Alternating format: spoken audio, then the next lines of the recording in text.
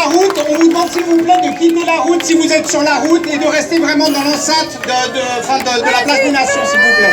Je passe la parole à Chloé. Merci.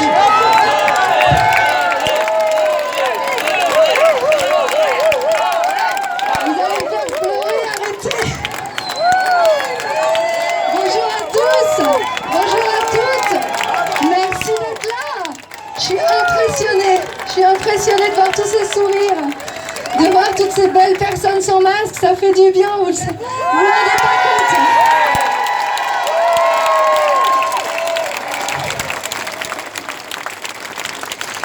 Alors, pour moi, l'aventure Covid, ça a commencé par ces mesures que j'ai pas comprises.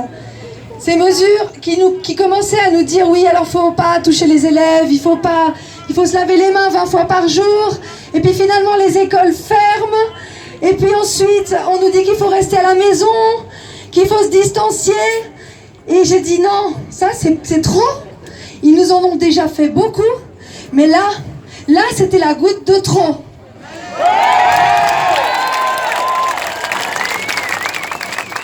Et puis j'ai regardé, je me suis informée comme d'habitude, je fais toujours, je regarde les chiffres.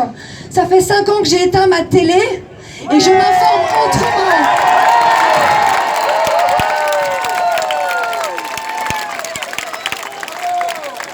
Et là j'ai vu qu'il y avait une organisation qui organisait la vaccination globale. C'est Gavi.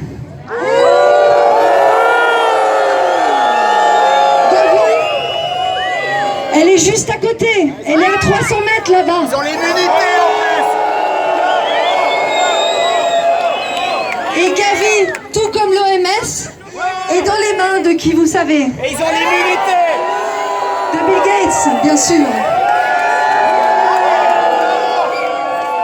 Et donc j'ai choisi d'en faire une petite vidéo comme ça pour moi en fait. Et apparemment cette vidéo a fait plusieurs millions de vues. Et apparemment vous l'avez vue. Et j'ai été creuser un peu plus loin, je me suis dit quels accords il y a entre Gavi, l'OMS, nos autorités. Pourquoi nos autorités s'acharnent-elles à nous mettre en cage? Eh bien en fait il y a peut-être des raisons qui ne sont pas montrées dans les médias officiels, qu'on ne voit pas à la RTS, ni même sur l'aimant bleu et encore moins dans nos journaux qui appartiennent à Ringier et à TX Group Extamedia. La 5G, c'est la même chose, on n'en parle pas dans ces médias. Donc ce que j'ai été voir quels sont les accords qui sont signés entre nos autorités, Gavi et l'OMS. Et j'ai découvert des choses intéressantes.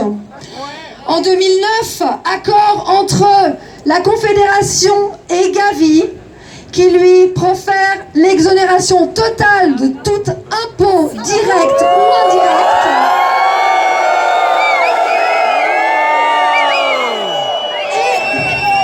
Et encore plus fort, l'impunité pour l'entreprise et pour les membres de Gavi.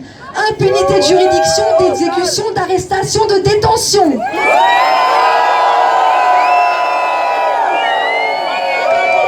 Donc j'ai découvert effectivement qu'ils étaient un État dans l'État, qu'ils faisaient ce qu'ils veulent.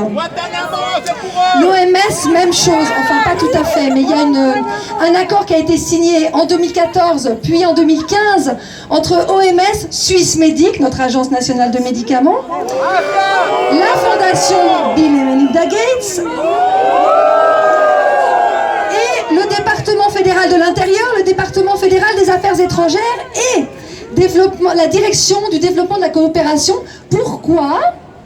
Pour pouvoir donner des médicaments aux pays qui en ont besoin. Comme si ils avaient besoin de ça, ces pays-là. L'Afrique subsaharienne, par exemple, a-t-elle besoin de médicaments ou a-t-elle besoin de manger, de boire de l'eau potable ?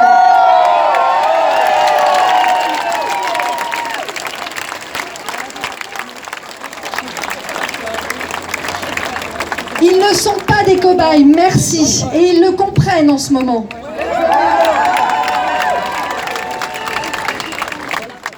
Alors, je vais juste vous faire un petit point sur ma situation, puisqu'effectivement, je m'expose et j'ai reçu un blâme du DIP. Hein ?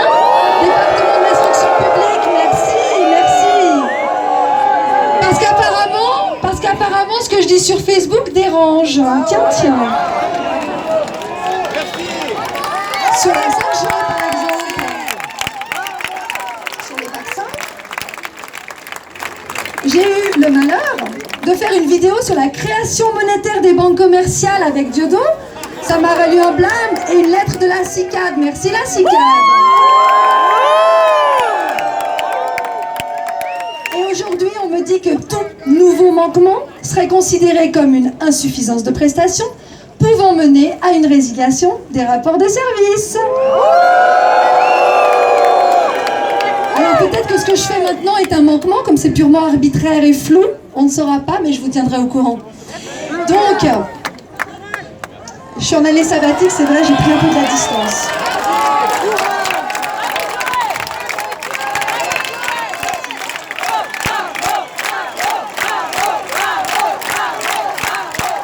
Je vais pas me laisser faire, il manquerait plus que ça.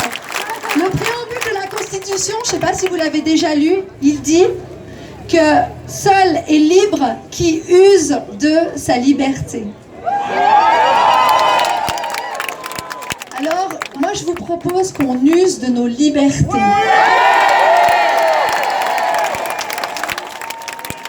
Nos libertés de penser, nos libertés de nous exprimer, nos libertés de nous informer, nos libertés de manifester, nos libertés de mouvement, nos libertés de respirer et nos libertés de sourire. Et de choisir la meilleure manière pour nous d'être en bonne santé.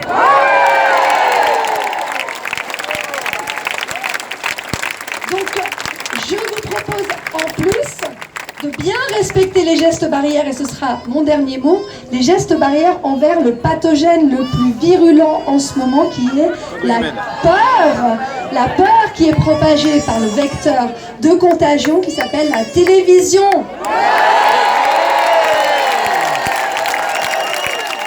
Donc on s'éloigne de la contagion, on s'éloigne et tant qu'on y est, on l'éteint. Merci beaucoup.